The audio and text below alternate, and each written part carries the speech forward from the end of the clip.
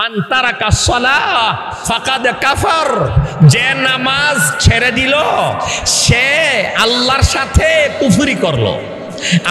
আপনি এই হাদিস আমার এই অসুন্দর অগুছালু এলোমেলু কথার ভিতর থেকে নবীজির এই হাদিসটা শুধু নিয়ে যান, নিয়ে আপনি আলাদা সময় আপনি দিতে পারলেন না, আপনি বাসায় যাওয়ার পথে এই হাদিসটা নিয়ে আপনি একটু চর্চা করেন, আপনাকে নিয়ে আপনি অধ্যয়ন করেন, আপনার পরিবারে যারা আছে, আপনার ভাই, আপনার বোন, আপনার ছেলে, আপনার বউ, আপনার মা, আপনার বাবা, আপনার দাদা, যারা যারা আপনার ঘরে আছে তাদেরকে নিয়ে আপনি একটু চর্চা করেন, অধ্যয়ন করেন। রাসূল কিন্তু বলেছেন মান তারাকা সালাতা ফাকাদ কাফার, যে নামাজ ছেড়ে দিল সে নিশ্চয়ই আল্লাহর সাথে কুফরি করলো।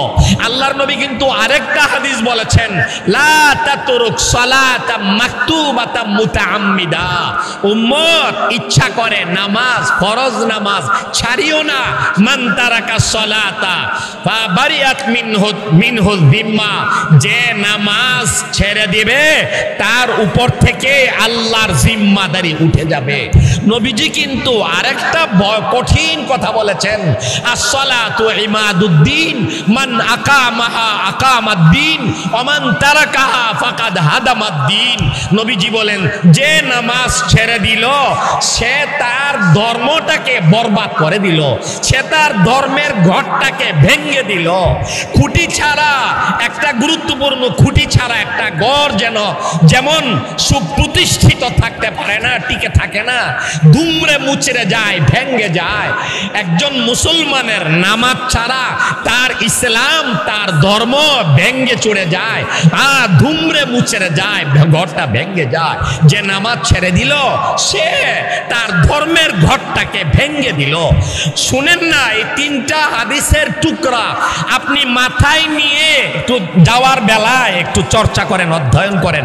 আপনার ঘরে প্রতিদিন যারা নামাজ পড়ে না, প্রতিদিন কতজন সদস্য নামাজ না পড়ে পড়ে আল্লাহর সাথে কুফরি করতে আসে, আল্লাহর সাথে কুফরি করতে আছে।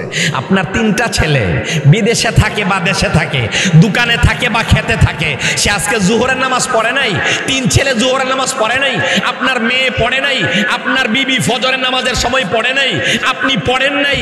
আপনি সূর্যোদয়ের পরে প্রায় এই কাণ্ড করেন, এই কাহিনী করেন।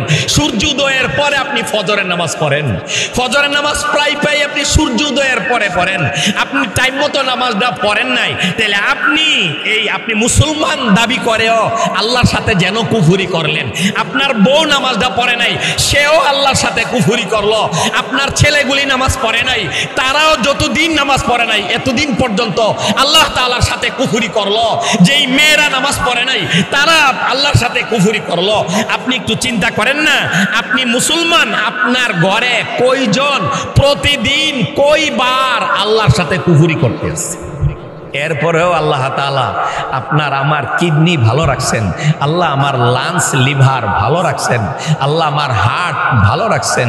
আল্লাহ আমাকে দয়া করে জটিল কঠিন রোগ দিয়ে আইসিইউর ভিতরে, 2 দিন আগে আইসিইউর ভিতরে এক রোগীকে দেখতে গেছিলাম, কত জ্বর, আইসিইউর বেডে পড়ে রয়েছে, শুধু শ্বাসটা ফেলতেছে, তাও বলে মেশিনে, এইটুকু শুধু বোঝা যায়, আর কোনো খোঁজ খবর নাই। আল্লাহ তাআলা আমাদেরকে সুস্থ রাখছেন, রাত দিয়েছেন, দিন দিয়েছেন, পানি দিয়েছেন, এই প্রচন্ড গরমে পানি দিয়েছেন, কত ফল ফলাদি দিয়েছেন, কত রকমের খাবার দিয়েছেন। একটু আগে যে মালিহাতার এক বাড়িতে, মামুন ভাইয়ের বাড়িতে খেয়ে আসলাম, তার বাবা খাওয়াইলেন, কত আইটেম মাওলানা আবুল কাসেম সাহেব হুজুরের সামনে আইনা কত তরি তরকারি আল্লাহ খাওয়ায় ফালাইলেন, রাখলেন। এগুলো কে দিলেন? সবই তো আল্লাহ তাআলা দিলেন। আল্লাহ আমার সবই দিলেন, আল্লাহ আমাকে বাঁচায় রাখলেন। গত সপ্তাহে আমি এই হজের আগে, হজের মৌসুমের আগে, আমি তো লাস্ট দিকে গেছি, লাস্ট দিকে হজে যাওয়ার 2 দিন আগে আমাকে একজন টকবগে যুবক পুলিশ সদস্য আমাকে মোবাইল থেকে, আমি তার ইমাম হিসাবে, আমাকে মোবাইল থেকে একজন আলেমের যুবক কম বয়সী একটা ছেলে, আলেম ছেলের ছবি দেখাইতে আছে। বলে যে হুজুর এই ছেলেটা পছন্দ হয় কিনা আপনার, তার বয়ানটা, জুমার বয়ানটা একটু শোনেন, বয়ান শুনে আপনি বলেন এটা আমাদের আকীদার কিনা, আপনাদের কওমি চিন্তাধারার কিনা। এই ছেলেটার ব্যাপারে আমার মেয়ের সাথে বিয়ের আলোচনা চলতেছে, আপনি যদি মত দেন তাহলে আমি আমার মেয়েকে এই ছেলের কাছে বিয়ে দিব। তার বয়ান, তার দেহ অবয়ব, তার আকার আকৃতি, তার পোশাক আশাক দেখে তার বয়ান শুনে আমার পছন্দ হয়েছে। আমি বললাম আমার তো পছন্দ হয়েছে, আল্লাহ তাআলার কাছে দোয়া করেন, আল্লাহ যদি এই ছেলের সাথে আত্মীয়তা করার মধ্যে খায়ের রাখেন, কল্যাণ রাখেন, আল্লাহ যেন ব্যবস্থা করেন। আর এই ছেলের সাথে আত্মীয়তা করলে যদি অকল্যাণ থাকে, এটা তো আমরা জানি না, আমাদের স্রষ্টা জানেন, তাহলে যেন আল্লাহ ফিরায় রাখেন। আর আমার ব্যক্তিগতভাবে আমার তার কথাবার্তা শুনে আমার পছন্দ হয়েছে, বিয়ে দিতে পারেন। হজ থেকে আইসা শুনলাম এই ছেলের সাথে বিয়ে হয়েছে। ছেলে যোগ্য আলেম, তার বয়ান দ্বারা বোঝা গেছে, তার খুতবা দিয়া বোঝা গেছে যোগ্য আলেম, তার সাথে বিয়ে হয়েছে। মেয়েটার বিয়ে দিছে। আমার মসজিদে, পুলিশ লাইন মসজিদে তারাবি নামাজ পড়াইবার জন্য ইমাম নেব, এর মধ্যে ইন্টারভিউ চলছে। ইন্টারভিউতে ওই পুলিশ সদস্যের একটা ছেলে আছে, ছেলেটা তিলাওয়াত করছে এই এখনকার জমানার সুন্দর তিলাওয়াত, হারামাইন শরীফাইনের ইমাম সাহেবদের তেলাওয়াত নকল করে সুন্দর করে তেলাওয়াত করছে। নাম্বারে এই পুলিশের ছেলে পুলিশ লাইন মসজিদে তারাবি পড়াইবার মতো নাম্বার পেয়েছে। কিন্তু তার বাবাকে বললাম আপনার ছেলেটার বয়সটা কম, আপনি বয়স যেহেতু কম, নাবালেগ, সামনে আল্লাহ বাচ্চা রাখলে পড়াইবে। আমি তাকে বুঝাইলাম, মাসালা বুঝাইলাম, সেও খুব খুশি মনে মেনে নিয়েছেন। বললেন যে হুজুর মাসালা না কোলাইলে দরকার নাই হুজুর, অসুবিধা নাই, আমার জন্য দোয়া করেন। সে মেনে নিল, চলে গেল। বিয়ের কয়েকদিনের মাথায় সে বাড়িতে গেল, পুলিশ লাইন থেকে বাড়িতে গেল। বাড়িতে গিয়ে কাঁঠাল খাইলো। কাঁঠাল খাওয়ার পরেই নাকি তার অসুবিধা হইতেছে, বলতেছে কাঁঠাল খাওয়ার সাথে কোনো সম্পর্ক না, কিচ্ছু না, এটা আল্লাহর হুকুম।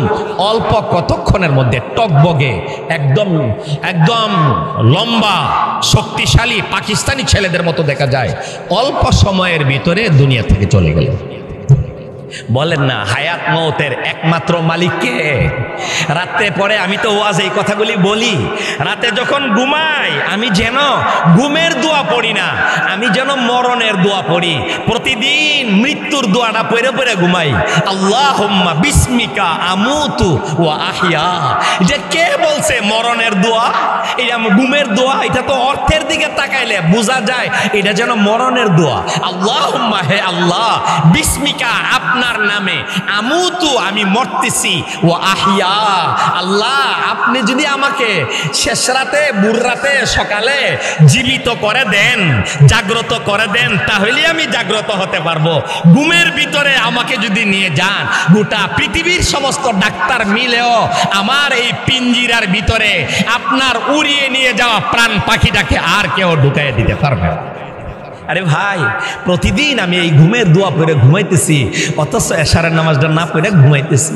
আল্লাহর এত নিয়ামত খাইতেছি, আল্লাহর সাথে কুফরি করতে আসি, আমি করতে আসি, আমার বউ করতে আসে, আমার ছেলে করতে আসে, আমার মেয়ে করতে আসে, আমার ভাই বোনগুলো করতে আসে। কই দিনের জীবন, কই দিনের টাকা, কই দিনের এই সুন্দর বাড়ি, সব ফেলে, সব রেখে অন্ধকার, দরজা নাই, জানালা নাই, সাথী নাই, বাতি নাই, যে পোশাকটা পরায় দিবে এটার সেলাই নাই, ডিজাইন নাই, পকেট নাই, বুতাম নাই, রং নাই, কালার নাই, সাদা মাটা একটা পোশাক পরাইয়া অন্ধকার মাটির বিছানায় একদম শোয়েন, নামাজ খান পড়েন। এই জন্য ভাই, আল্লাহর নবীর ওসিয়ত, নামাজ ছাড়িও না। আল্লাহর নবী ভয় দেখাইছেন, নামাজ যদি ছাড়ো আল্লাহর জিম্মাদারি তোমার উপর থাকবে না। নামাজ যদি পড়ো,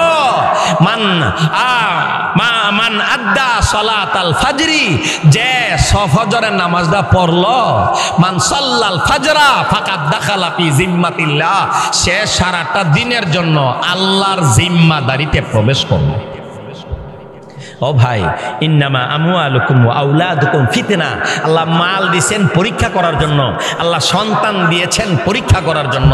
মাল যদি হালাল পথে ইনকাম না করি, হালাল পথে যদি ব্যয় না করি, সন্তানকে যদি মাওলানা সাহেব যে একটা কমপ্লিট বয়ান দিয়ে গেলেন, সেই বয়ান অনুপাতে, কোরআন হাদিস অনুপাতে সন্তানকে যদি আমি প্রতিপালন না করি, আল্লাহর পরীক্ষায় আমি অকৃতকার্য হব, আল্লাহর পরীক্ষায় আমি ফেল যাব, আল্লাহর পরীক্ষায় আমি ধ্বংস হয়ে যাব। আলা, রাসূল বলেছেন, বুখারীর হাদিস, আলা কুল্লুকুম রা ওয়া কুল্লুকুম মাসউলুন আন রাইয়াতিহি। নবীজি বলেন, খবরদার খবরদার, যেন নবীজির কথাটার ভাবটা যেন এমন, খবরদার, কথাটা দিলের কানে শুনো, কথাটা মনোযোগ দিয়ে শুনো, কথাটা বক্তার দিকে তাকায়া শুনো না, কথাটা নবী যেন বলেন আমার কথা, এটা নবীজির কথা, এটা বুখারী শরীফের হাদিস, এটা বক্তার, অযোগ্য বক্তার চামড়ার মুখের কথা না, গুনাহগার মুখের কথা না, এটা নবীজির হাদিস, যিনি 63 বছরের দুনিয়ার জীবনকালে তার জানের দুশ্মন যারা, দুশ্মনের সাথেও একটা অক্ষর মিথ্যা কথা বলেন না, সেই মহানবীর কথা। আলা, খবরদার, মন দিয়ে শুনো, আমলের নিয়তে শুনো। কুল্লুকুম রা, তোমরা প্রত্যেকই কিন্তু অভিভাবক, দায়িত্বশীল। ওয়া কুল্লুকুম মাসউলুন আন রাইয়াতিহি, তুমি যেমন তোমার জীবনের হিসাব দিতে হবে আল্লাহর দরবারে, তোমার ব্যাপারে তুমি জিজ্ঞাসিত হইবা। তোমার অধীনে ভাই বোন, তোমার অধীনে ছেলে মেয়ে, তোমার অধীনে ছাত্র, তোমার অধীনে ভক্ত, তোমার অধীনে পাড়া প্রতিবেশী, তাদের ব্যাপারেও তুমি আল্লাহর দরবারে আগামীকাল হাসরের মাঠে জিজ্ঞাসিত হইবা। এই জন্য ছেলে মেয়েকে দিন শিখাবো, কোরআন শরীফ শিখাবো, নামাজ শিখাবো, ওযু গোসল শিখাবো, পাক না পাকের মাসালা, বিশেষ করে 5 ওয়াক্ত নামাজ টাইম মতো পড়াবো। আল্লাহ তাআলা আমাদের সকলকে এই কথাগুলির উপর আমল করার তৌফিক দান করেন।